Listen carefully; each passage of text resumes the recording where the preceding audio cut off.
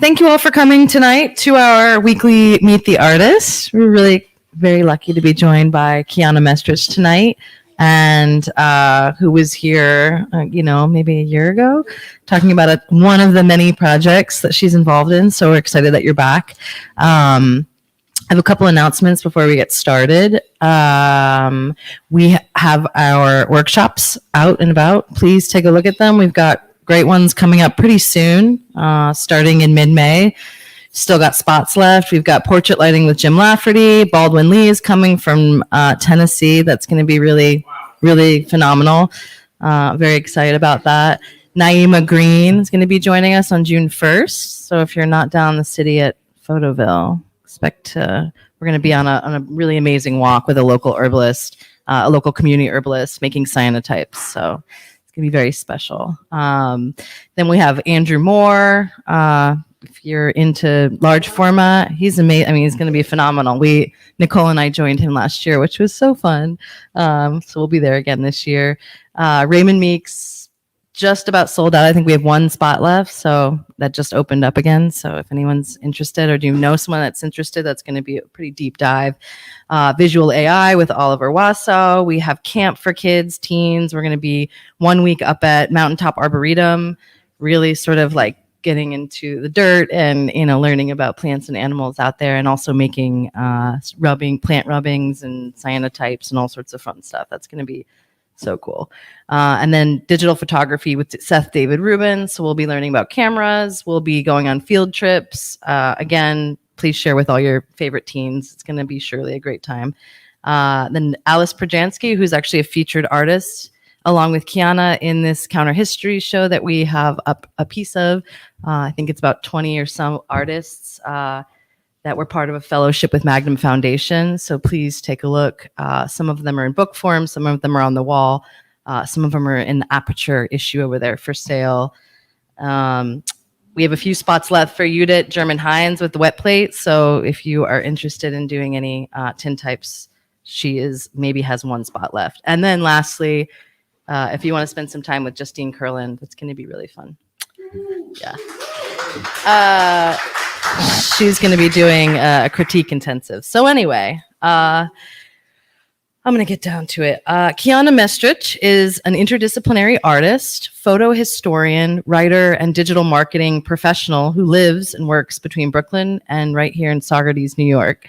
Born to immigrant parents from Panama and Croatia, Mestrich's artwork and research interests engage issues around mixed race identity, motherhood, mothering, women's labor histories, and fashion as self-empowerment.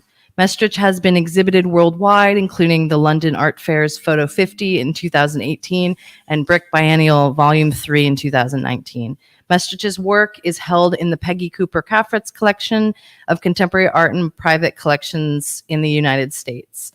Knowledge sharing and community building is a vital part of Mestrich's practice. In 2007, she founded Dodge and Burn, Decolonizing Photography History, established in 2007 as an arts initiative that aims to diversify the medium's history by advocating for photographers of color. Dodge and Burn began as a blog and now functions as a monthly critique group that meets in person in New York City and virtually. Her forthcoming book, based on the blog's past interviews, is to be published by Routledge, Taylor, and Francis. That's very exciting. And you can also still access all of the past blog posts. So can we give a warm welcome to Qiana, please? Thank you.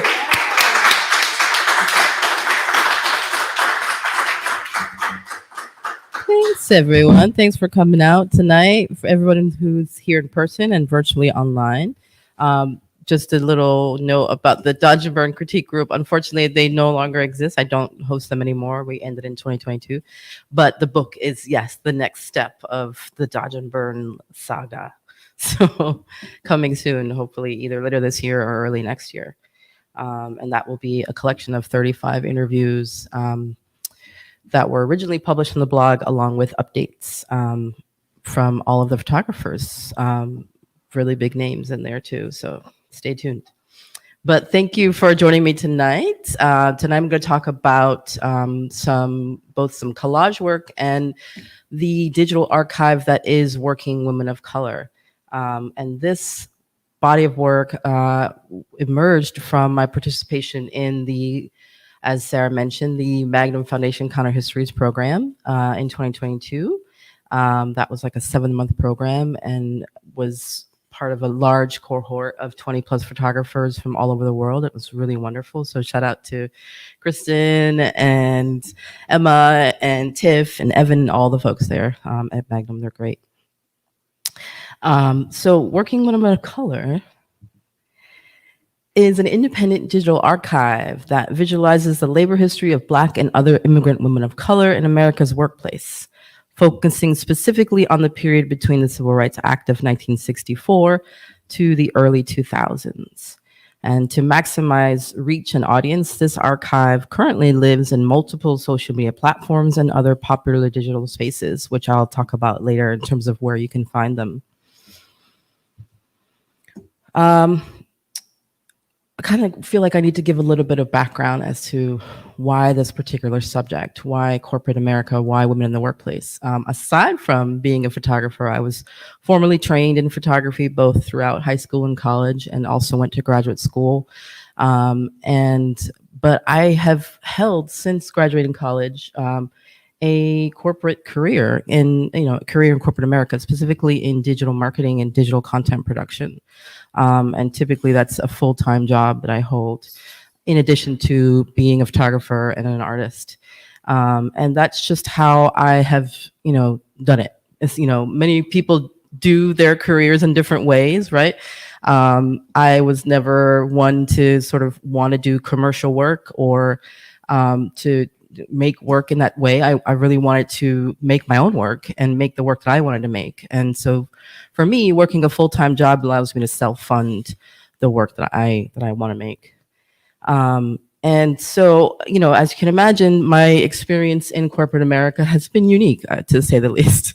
As a woman of color, I have experienced many different things, from microaggressions to lack of promotion to you name it. And this is a pervasive issue. This is not specific to me.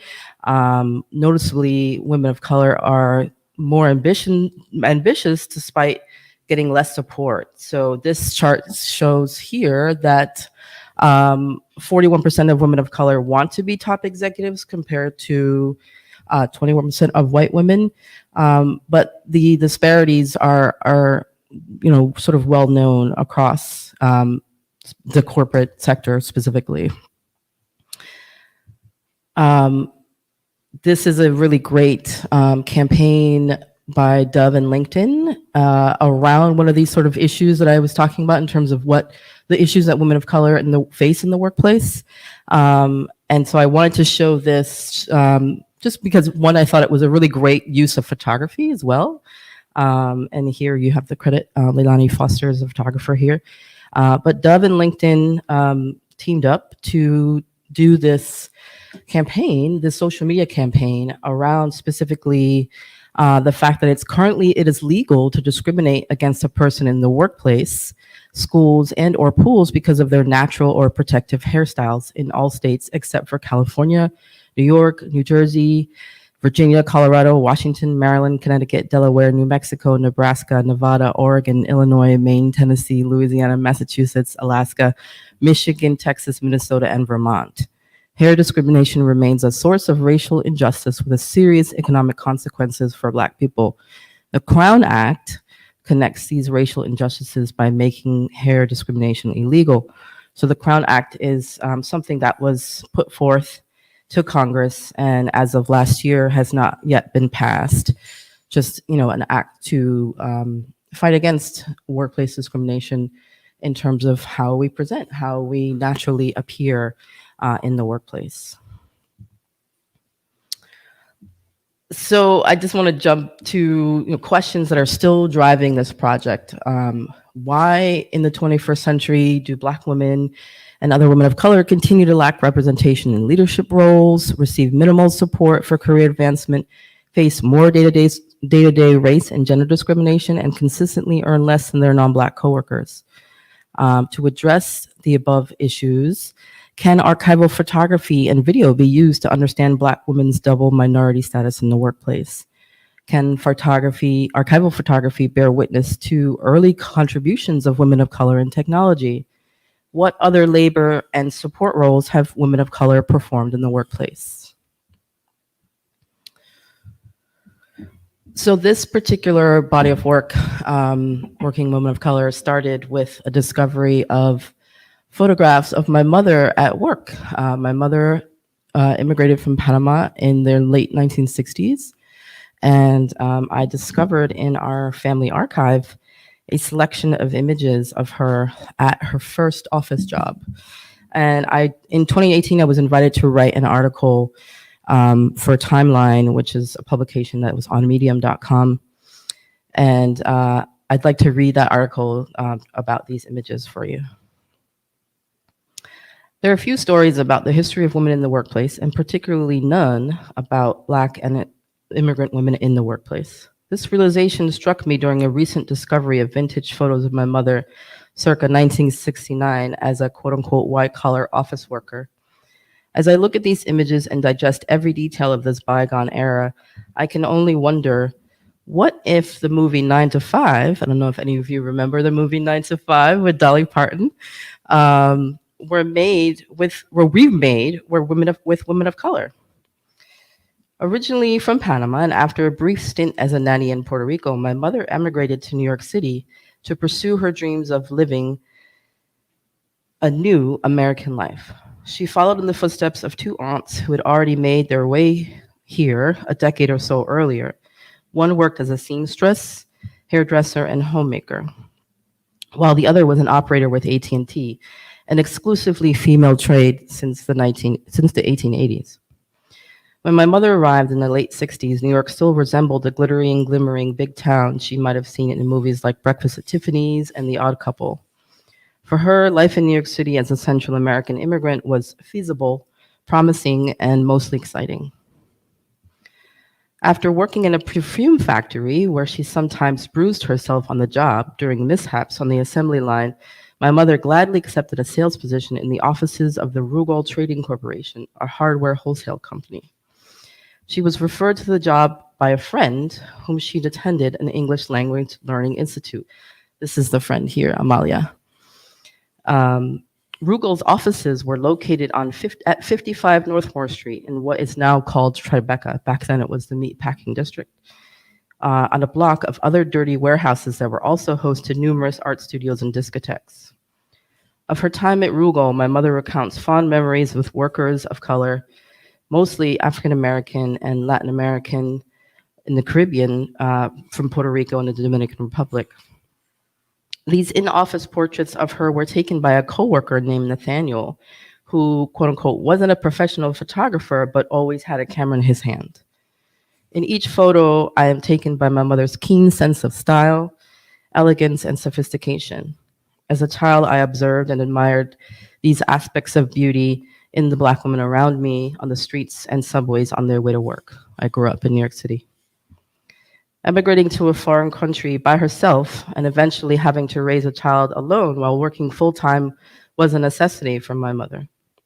Being a quote-unquote working girl was a source of pride for her and a crucial part of her identity, not some sexy on-screen role.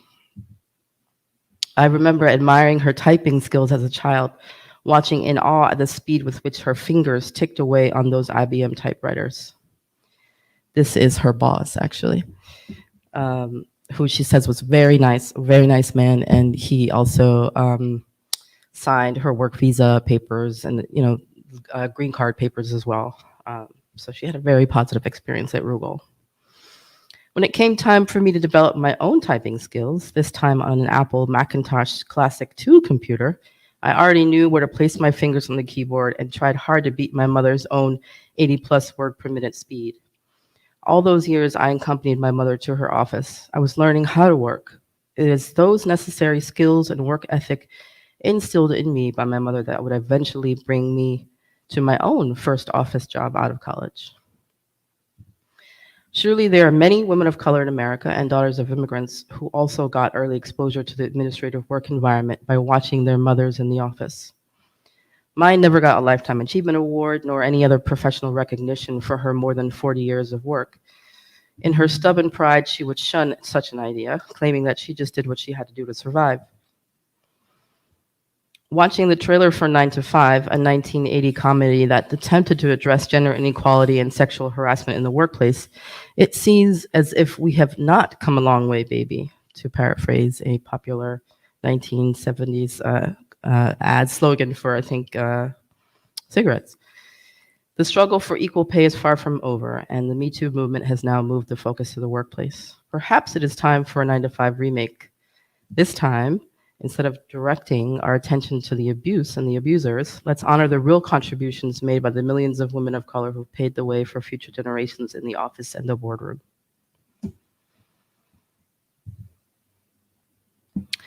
So, yeah, as part of this project, aside from kind of looking at these images of my mother, I was really sort of struggling with finding more images of women of color in the workplace.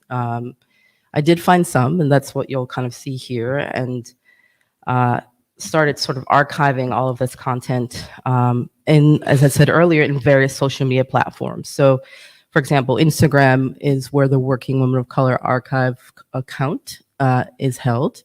And here I've been posting images that I've found in various digital archives, including the Library of Congress, also looking at corporate archives online. And yeah, mostly, again, focusing on that time period post 1964 to the early 2000s. So a lot of them are in black and white, some are in color. On YouTube, I started looking as well for video, and came across this. Oh, let's see if it loads. It's a PSA drama called The New Girl. I'm not sure why it's not loading though. Oh, here we go. This drama was about the hiring of the first white-collar African-American worker at a manufacturing plant, produced by the President's Committee on Government Contracts, featuring Ed Asner, Lou Gossett, Clarice Taylor, and Gail Fisher as the new girl.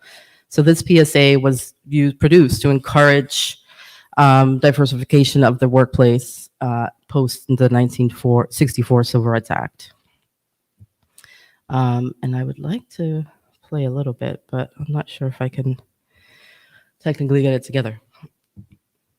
Other footage that I found on YouTube are sort of like training videos, typing, videos in terms of teaching women how to type, teaching women how to be professional in the workplace setting.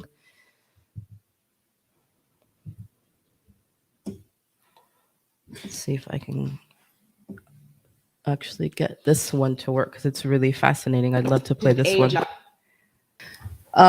Yeah, so on YouTube, there's just various clips. This is an interview about this office worker, and it's really great because she just talks about how much paper there is, just like the accumulation and the volume of paper, and how sometimes she wishes she could just burn it all. It's a really candid interview, and just, yeah, really fascinating look into her microcosm of the corporate world. This is a screenshot. I just happened to be looking at this video of someone filming Harlem out of a car window. And it's just, it's like, 6 minutes into this video that I see this one woman. And I'm like, this woman is a working woman of color. She is on her way to work. She has got her, London fog rain jacket, and her tote bag, and her, the classic 80s nylon stockings with the sock and the sneaker, which is like what you would wear on your way, your commute to work. And then you would, of course, change into probably pumps at the office. So just, again, the little tiny clips on YouTube, just evidence of working, women of color in the office space.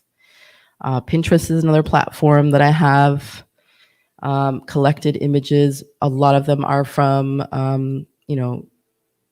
archives like Getty Images, picture collections. But, just fascinating scenarios to see these women within these spaces. A lot of the sort of stock photography is, of course, very posed, but I was looking specifically for images where they're not so posed. I love this one of Congresswoman Shirley Chisholm behind the shade, which that shade, that same sort of shade is used in the PSA movie that I was telling you about earlier as like this really cool visual effect where you could see that they would have projected a huge light behind that shade, and then so you get these vertical lines across in the film that really kind of signify the office space. And then I was looking at representation of women of color in the office space in film and television as well. Here I found a couple of images of American actress Cicely Tyson, who played a woman by the name of Jane Foster, and she's working here at a filing cabinet in a scene from an episode of the television show East Side, West Side. This is October 1963, and I believe that's Ed Asner as well in the back. Going down through the decades, this is Tiana Paris, actress playing Dawn Chambers in the Mad Men series that aired from 2012 to 2015. But of course, this time period here, this is 1960s. So you see the IBM typewriter there and all the great colors from that decade. This is a funny clip of Tyra Banks in a movie called Life Size from 2000. And this particular clip is hilarious because she's supposed to be like a life-size doll in the movie. And so I guess she gets a job. I haven't seen the whole movie, but I guess in this, scene, she gets a job and she's ushered to her workstation. And you see her just typing away. And then when the woman comes over, I don't know if this is supposed to be her manager, but she comes over and you just see like a bunch of gibberish on the screen. She's clearly not skilled at all in typing and is just doing it for the phonetic fun of typing. Really funny. I don't know how many of you grew up in the 90s, but this was one of my favorite TV shows, Living Single. The main character was Queen Latifah, but we also had the powerful Maxine Shaw, attorney at law, played by Erica Alexander, who is getting nowadays she's getting a boost, a second wind in her acting career. But yeah, Maxine Shaw was fierce with her. She was always with her suit, her dress suit, and her briefcase, and just sharp as a whip in this series. And then I honestly never watched The Office, but this is Minnie Kaling as Kelly Kapoor in the Office TV series that aired from 2005 to 2013. Fashion is also an aspect of this project that really fascinates me.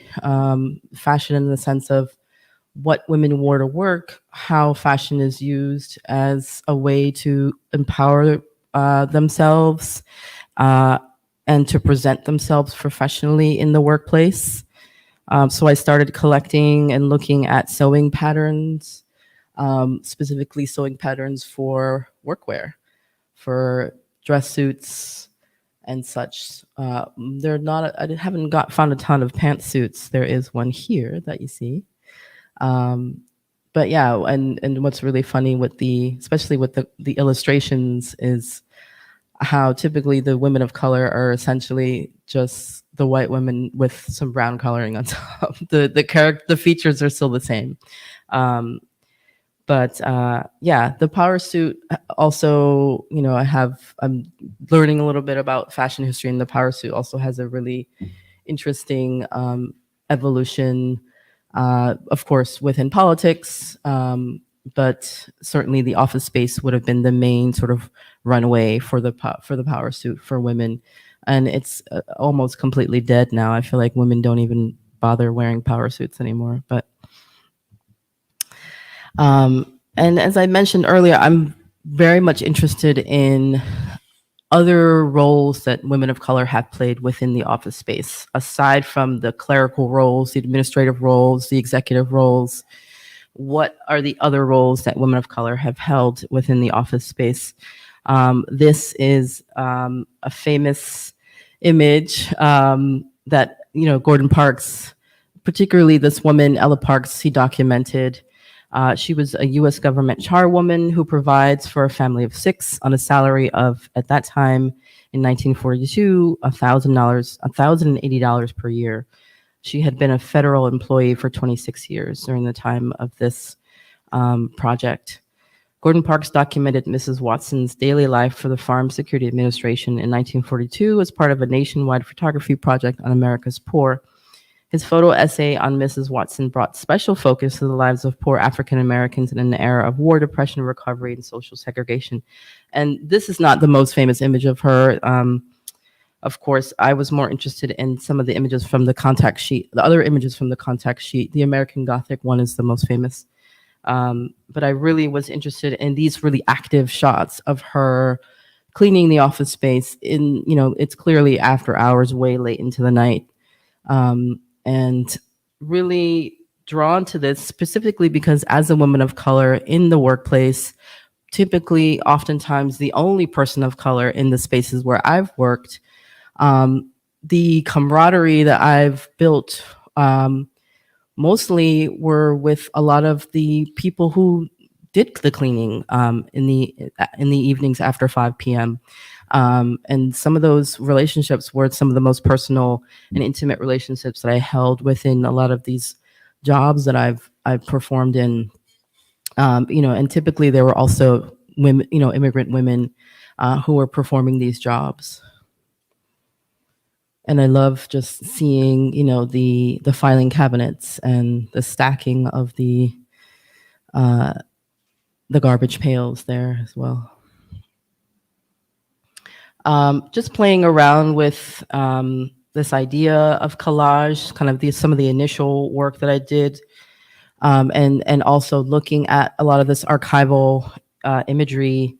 I started pairing some of the images that I found and trying to put these women in context with their work environment. So here we see Katherine Goebel Johnson, the first African-American woman in aerospace engineering who worked at NASA. This particular image is from 1966. And then it's paired here with, people who would have been her coworkers, essentially, in the control room at NASA. Katherine was heralded as the first African-American woman in aerospace engineering, born on August 26, 1918, in White Silver Springs, West Virginia, a city where schooling for colored people ended with the 8th grade. She graduated summa cum laude, a Bachelor of Science in French and Mathematics from West Virginia State University. And 20 years later, married with 3 children, she transitioned from a teaching career to a coveted research mathematician position at the National Advisory Committee for Aeronautics.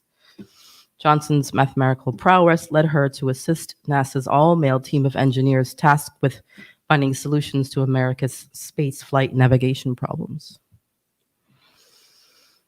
This is an anonymous woman working on a Honeywell tape drive computer circa 1969. But again, wanting to kind of give her some context into the type of room that she would have been sitting in and the other types of computers and coworkers that would have been flanking her. This image is from a 2021 Business Insider article titled "Vintage Photos Show the Role of Women in the Workforce, How the Role of Women in the Workforce Have Evolved in the Last 100 Years." Accompanying text with this photo talks about the role of women in the creation of the tech industry, and it says, while technology-based and other computer programming jobs may now be dominated by men, the same jobs were considered women's work in the 1960s. According to Smithsonian Magazine, computer girls became a term for savvy young women pursuing careers in computer programming. Computer programming was seen as easy work compared to, or similar to typing or filing, so many women ended up building the field that would come to be known as software development. Women soon made up a majority of the trained workforce in the computing industry, which is now the complete opposite of what we see, right? Women were seen as an easy, tractable labor force for jobs that were critical and yet simultaneously devalued.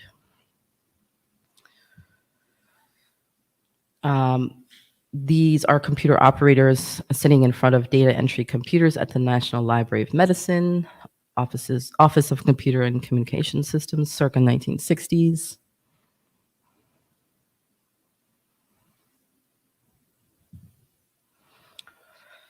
I love this pairing here. Anonymous woman looks into Office of Computer Communication Systems computer room at the National Library of Medicine. This is Mrs. Johnson from the Photographic Services section, sitting at her desk mailing Xerox articles at the National Library of Medicine, circa 1960s. On the left is librarian Yvonne Scott using an acoustic coupler early computer modem to establish a connection to a mainframe computer that enables her to access Medline, circa 1970s at the US National Library of Medicine. So a lot of these images also coming from the government that I'm finding. An anonymous young professional African-American woman seated at an office desk next to a computer monitor, circa 1990. And one more with an image of a motherboard. So yeah, a lot of these images really, I'm thinking a lot about, again, the role of women in computer science as we know it today, computers and digital technology as we know it today, and yet none of that invention and creation is ever acknowledged. The filing cabinet system is also a system that is very much the predecessor of the way we use computers today, the way we organize digital files on computers, and so on and so forth. So for me, that's super fascinating. Working women of color in the news. This was just sort of one image that I found, but I was really interested in how women of color were depicted in news. And this is Marcy Borders, who's covered in dust as she takes refuge in an office building after 9/11, when the World Trade Center towers collapsed. Marcy Borders came to be known as the Dust Woman, and she died after a battle with stomach cancer not too long after this photo was taken. An ailment she feared might have been linked to the dust and toxins swirling in the damaged tower. She was 42, and she was working on the 81st floor inside the twin towers of the attack, but managed to escape the building. So on to the collages that I started making. Aside from the image that I've shown you, I kind of kept coming up against this lack of imagery. And one of my fellow cohort in the Magnum Foundation Counter Histories program said, well, how can you fill in that lack? How can you fill in this gap? And so I, thought about it for a few days and then immediately thought collage. I think a lot at night in the bed or in the shower, but typically at night before bed. And that's kind of when all the creative juices start flowing. But I immediately thought collage, and I immediately thought of office catalogs, and looking at, and also hearkening back to my childhood and the times when I would go back to my mom's office, either after school or during days when I didn't have school. And the office supplies were my art supplies. There were no toys there. There was nothing, I was not able to play on the computers. If there were computers, it was really mostly typewriters and phones and staples and, notepads and things like that. And so I immediately thought, let me combine images of women of color with office supplies and office ephemera. And these are some of the creations that I started making. Again, kind of referencing fashion.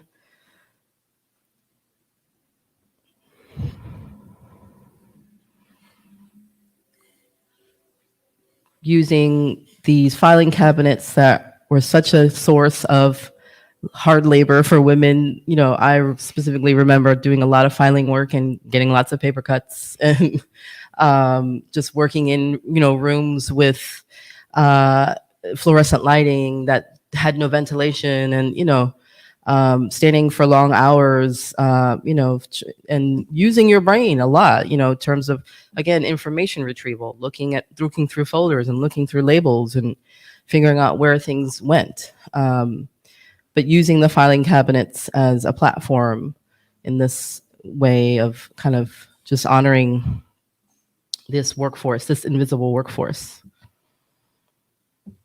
Calculators are certainly another tool that would always be on the office desk, for whatever reason, for just tallying, before you had computers and before you had the calculator app on your phone.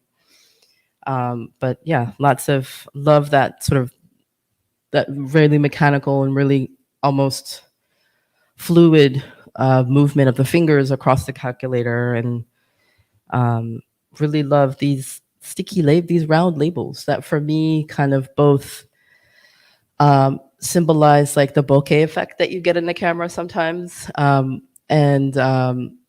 city lights, as well as just office work, office labeling. Hairstyles, as I was noting earlier, hair is a big subject for women of color in the workplace. Do you wear your hair naturally? Do you wear it up? Do you wear it down? What is the hairstyle that will make you seem more professional?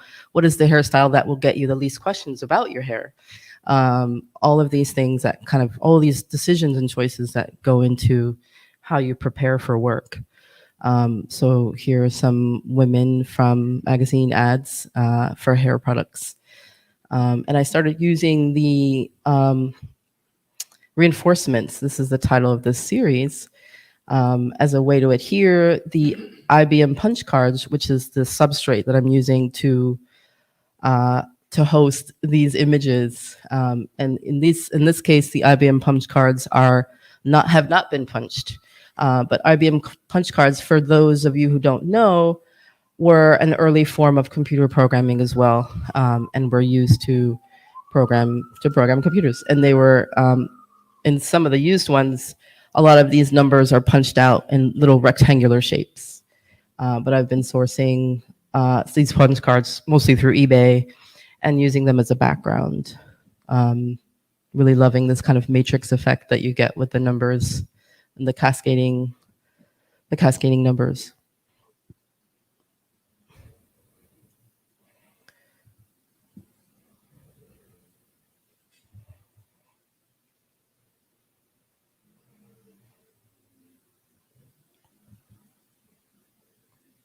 Some of these were recently on display in a show in Portland, Oregon called The Rose, curated by Justine Curlin. It was a show about collage with over 80 artists. And these frame pieces were in the show.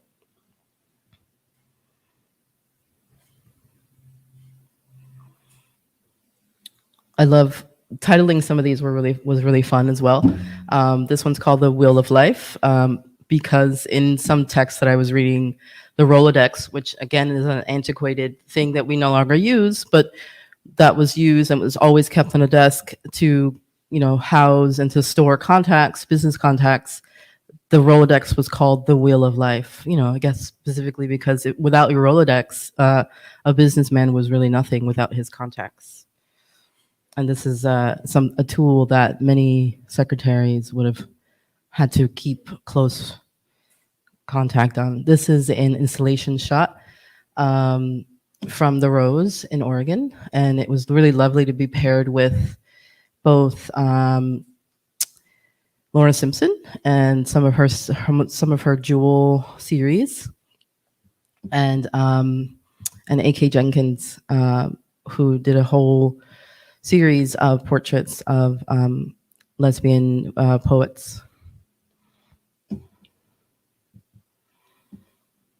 So here are some of the links to where you can find some of this archive online. This is, again, an ongoing project, so it's still developing. But last but not least, I really wanted to kind of point out why I created this archive. And I think this quote by Marian Wright Edelman really sums it up. It's really perfect in terms of you can't be what you can't see.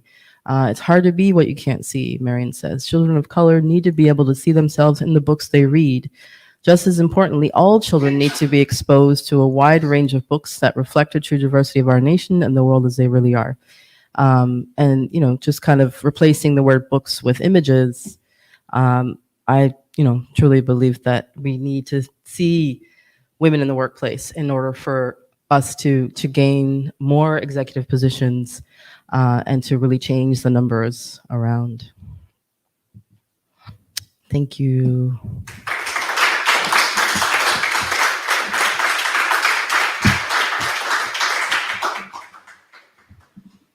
I don't know if anybody has any questions. Yes. Is that all the same person or your family?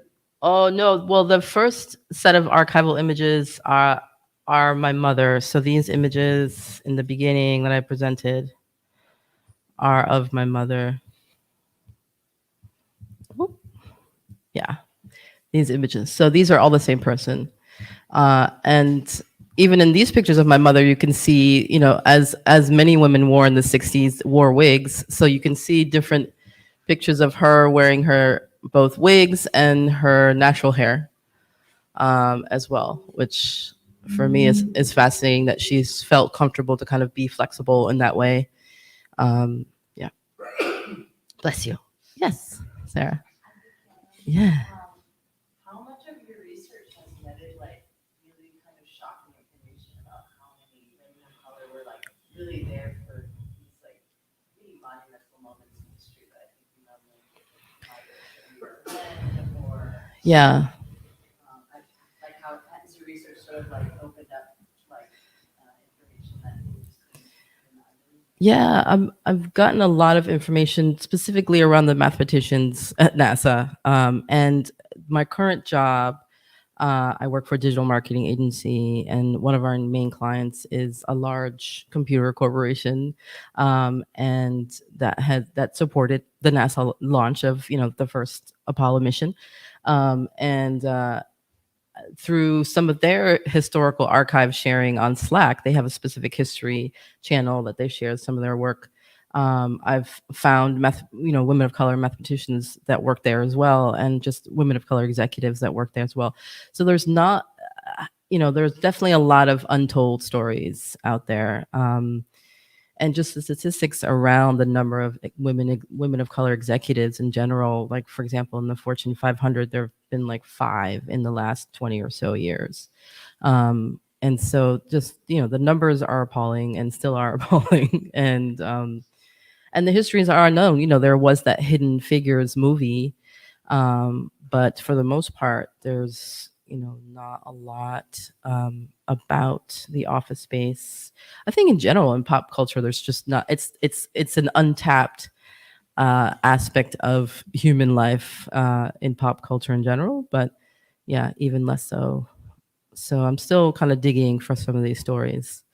And I share them on social media as I find them. So I shared last week, one of the first Black female car designers, and just as I find them, I try to share them on the Instagram account. Yeah.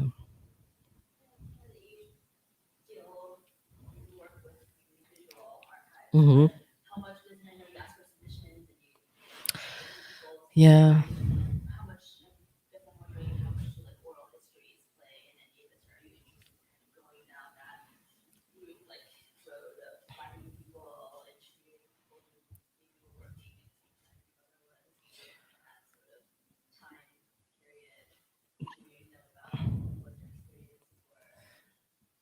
That's definitely something I've thought of in terms of how to proceed next with this project, because I feel like the archive is great, but there needs to be more ways to kind of activate it and to bring those stories out. So I've just casually talked to a friend of mine whose aunt worked for a fashion fair, which was one of the first Black cosmetic companies. And she was a sales assistant for the fashion fair, and she's got some really great stories. And so I definitely would like to at some point start documenting those and creating an oral part of the archive as well. Sorry, you already asked the question, so can I give this person a chance? Thank you. Thank you for coming. Question, but really it's more of perhaps a suggestion. Hmm. Have you considered mining StoryCorps Mm. as a NPR's as a gold StoryCorps. mine, potential gold mine for finding other stories to document and weave into the narrative? That's a great suggestion. I have not considered it, but yeah, that would be a really great way to find some of these stories. Marina, you mentioned the call that I put out. I haven't gotten a ton of submissions, unfortunately. I do think I need to leverage LinkedIn a bit more instead of Instagram because this is, of a professional nature. um, but yeah, thank you for that suggestion, StoryCorps. That's a great idea. Yes, Brian. What was the Qiana Mestrich's project that Megan Foundation put together, and how did your work fit within that? The project that the final project was the presentation of these collage images. But the entire project was really this archive that I started building, which was born out of these images of my mother. So this digital archive, and it's really in a rough form right now. I would love to kind of house it not on social media platforms and not have to rely on these platforms to be around, which I don't, which some of them may go extinct in the next 10 years. So there's hopefully will be a plan to kind of move the archive to another web space. And I'm talking to a couple archivists, and just getting some ideas in terms of how to house but maybe hopefully a book will come out of it as well. That would be nice. Did I answer your question, Brian? Well, I was wondering about the cohort, like whether you Oh. put that together. or Yes, I can something definitely tell you more about that. Yeah, so it was like almost a year-long program. I mean, it certainly went that long in terms of the communications that we had, but it was super organized. Evan and Walsh and Tiffany, and they both organized through email and through WhatsApp, since we were all over the world. But the program, we met, I would say probably once a month. And then we met as a group once a month. We weren't all together all the time. So some of us would sort of organize topically around specific topics that we were dealing with, whether that be family archives or social archives.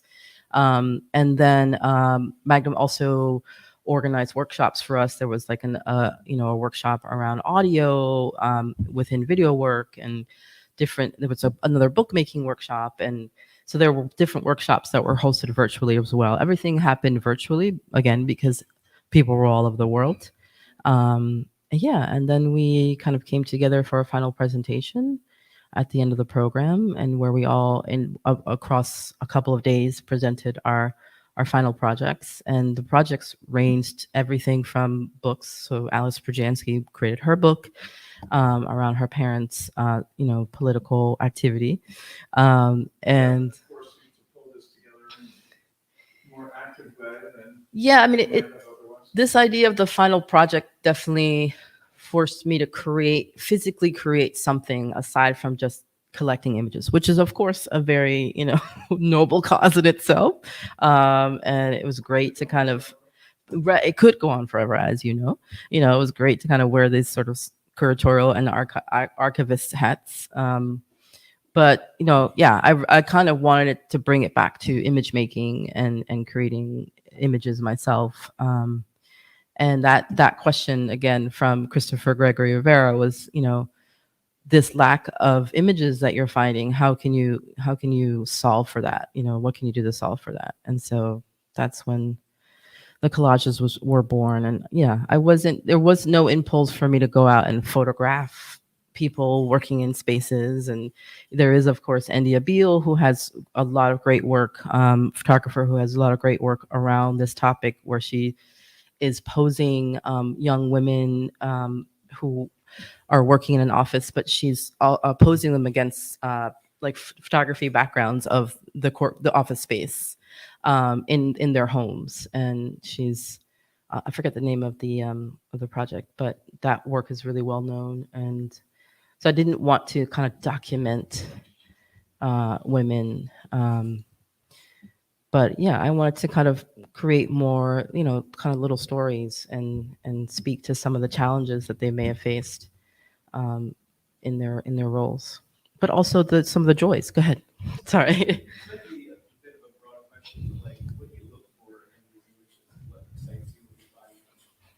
Yeah, that's a great question.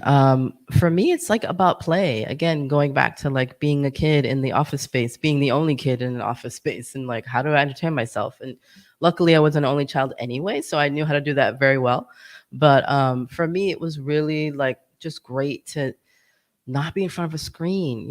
Like I typically, I was trained in analog photography, but typically most of my work is digital. So I'm in front of a screen, and for work, I'm in front of the screen all day as well. So this was a nice break for the eyes and a nice way to kind of play with clippings and play with different materials. And like that one image over there I'm looking at of the filing cabinets, I'm using a scalpel and I'm like digging into the paper. And actually, and before that, I had stapled staples into the paper, and then I was like, I don't like the way this looks, so I started pulling the staples out with a staple remover, which is something else that I would play with as a kid, like pretending that I had an alligator in my hands, like so.